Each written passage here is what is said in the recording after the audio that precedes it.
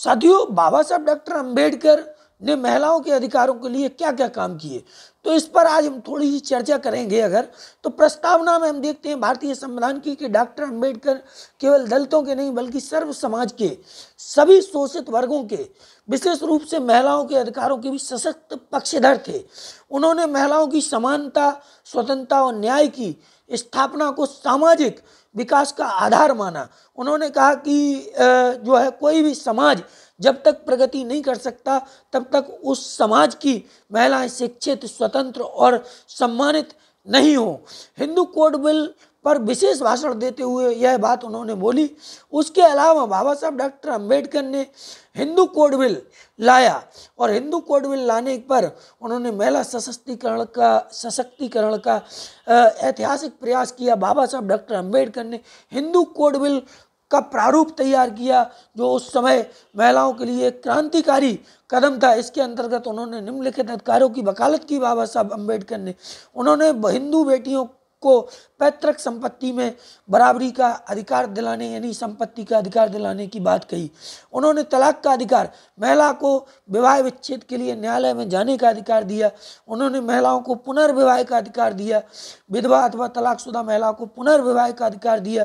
इसके अलावा उन्होंने गर्भधारण और संतान पर अधिकार, माता को भी समान अधिकार मिले, ये बात भी उन्होंने कही। विवाह आयु और अनिवार्य पंजीकरण, विवाह के लिए न्यूनतम आयु और पंजीकरण की बाध्यता को उन्होंने जो है हिंदू कोड बिल में डाला। लेकिन राजनीतिक संघर्ष और त्याग की बात करें तो हिंदू कोड बिल को जो कट्टरपंथी और परंपरावादी लोग थे उनका भारी विरोध करना पड़ा और कई सांसदों ने हिंदू कोड बिल के खिलाफ वोट किया पार्लियामेंट के अंदर और वो गिर गया। इस विरोध और संसद में विधेयक के स्थगन के कारण डॉक्टर अंबेडकर ने 1951 में ही कानून मंत्री पद से इस्तीफा दे दिया और उन्होंने कहा कि मैं ऐसे मंत्रिमंडल में नहीं रह सकता जो महिलाओं को न्याय दिलाने के लिए तैयार नहीं हो।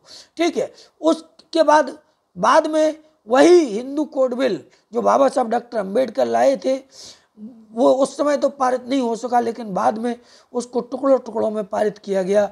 हिंदू विवाह अधिनियम 1955 वो हिंदू कोड बिल का हिस्सा है, उसको पारित किया गया।